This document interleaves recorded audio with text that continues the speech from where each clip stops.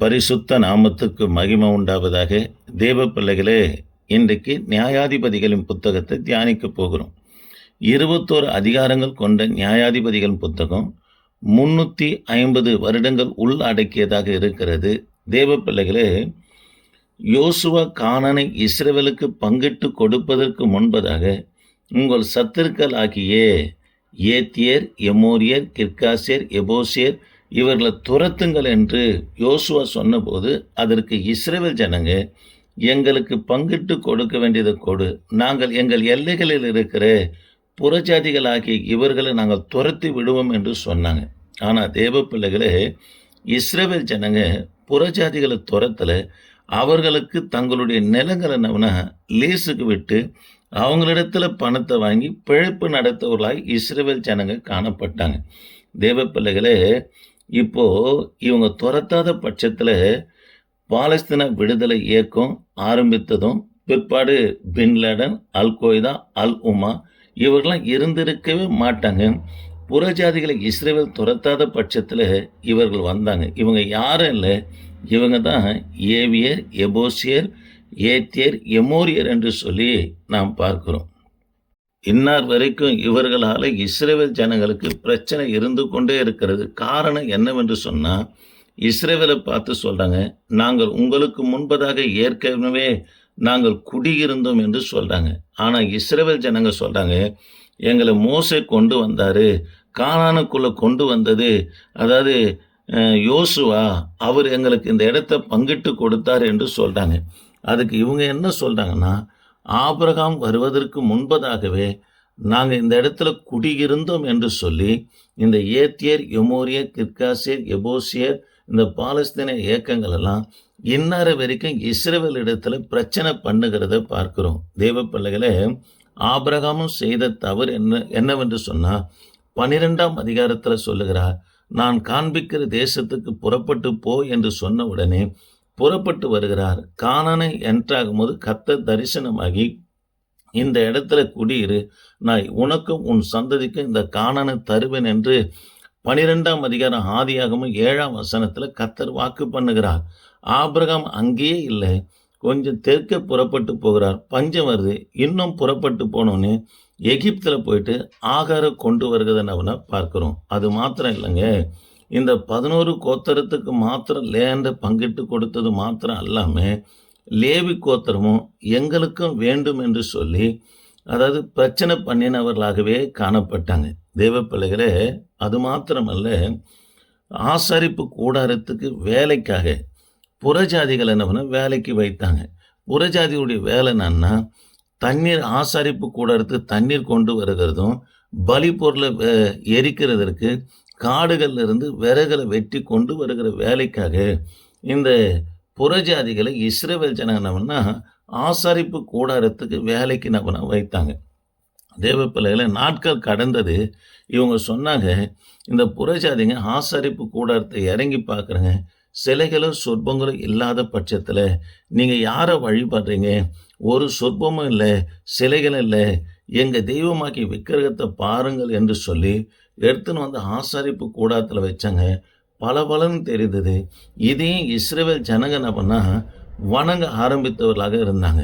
அது மாத்திரமல்ல, அவங்க சொன்னாங்க, உங்கள் பெண்களை காட்டிலும், புறஜாதிகள் சொல்கிறாங்க, உங்கள் பெண்களை காட்டிலும் எங்கள் பெண்கள் நல்ல திடகாத்திரமாக இருக்கிறாங்க அப்படின்னு சொன்ன உடனே புறஜாதி பெண்கள் என்ன பண்ணால் இஸ்ரவேல் ஜனங்க திருமணம் செய்தவர்களாக காணப்பட்டாங்க.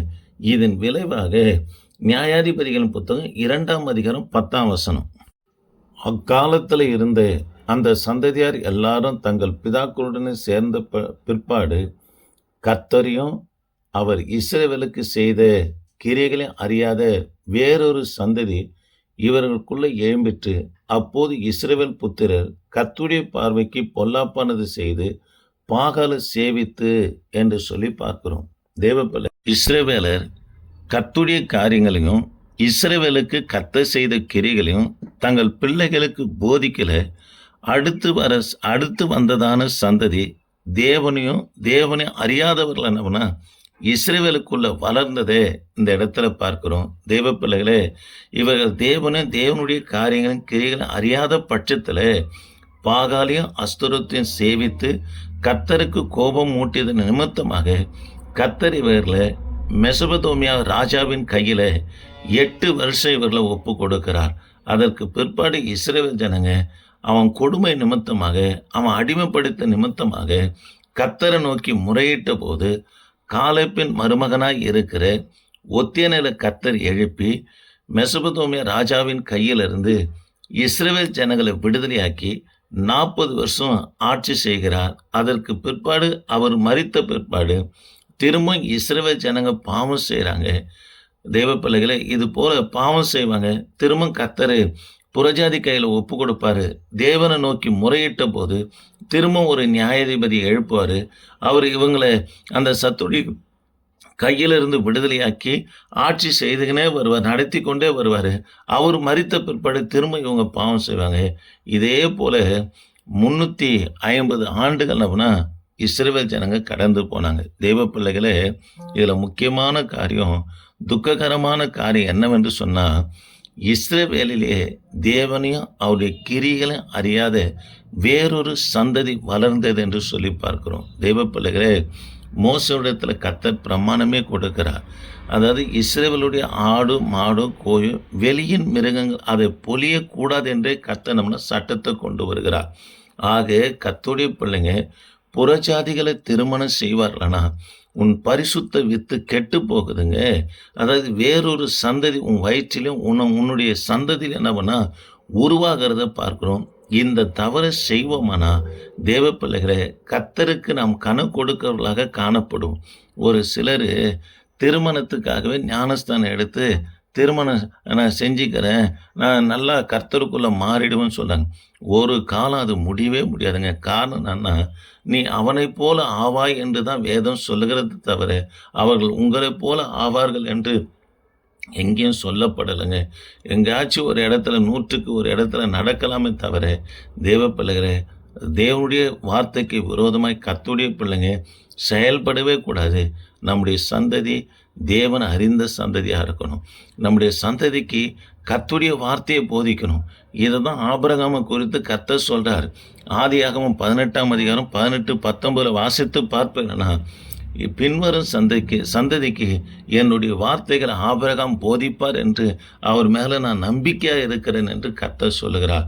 ஆக இந்த வார்த்தை கேட்கிற எனக்கு அன்பான தேவனுடைய பிள்ளைகளை, பெற்றோர் மேலே கர்த்தருடைய நம்பிக்கை என்னன்னா, தான் பிள்ளைகளுக்கு கர்த்தருடைய வார்த்தையை போதிப்பாங்க. ஊழியக்காரர் மேலே கர்த்தருடைய நம்பிக்கை என்னன்னா, சபை விசுவாசிகளுக்கு ஆழ்ந்த சத்தியங்களை போதித்து கர்த்தருக்குள்ளே நடத்துவார்கள் என்று கர்த்தர் நம்ம மேலே நம்பிக்கையாக இருக்கிறாருங்க. பிள்ளைகள் கேட்குறாங்களோ இல்லையோ, சிறு வயதிலிருந்து போதிக்க அந்த வார்த்தையானது பிள்ளைகளை பரிசுத்தப்படுத்தி தேவனுக்குள்ளே நடத்த என் தேவன் உதவி செய்வார். தேவ பிள்ளைகளை, அது மாத்திரமல்ல, அந்நிய நுகத்தில் மாத்திரம் பிணைக்கப்படவே கூடாதுங்க. பிணைத்தா பரிசுத்த வித்து கெட்டு போகுதுங்க. வேறொரு சந்ததி நம்முடைய குடும்பத்தில் உண்டாகிடுங்க. தேவனை அறியாதவர்களாய் காணப்படுவாங்க. ரொம்ப ஜாக்கிரதையாக இருப்போம். கர்த்தர் நம்மை ஆஸ்வதிப்பார். ஜெபிக்கலாம். கிருபையே, இந்த வார்த்தையை கேட்ட ஒவ்வொரு பிள்ளைகளுக்காக ஜெபிக்கிறையா. கர்த்தர் நீங்கள் ஆசீர்வதிங்க. தொடர்ந்து உமது கரம் இருக்கட்டும். இயேசு நாமத்தில் ஜெபிக்க நல்ல பிதாவே, ஆமேன். பிரைஸ் எல்லாம்.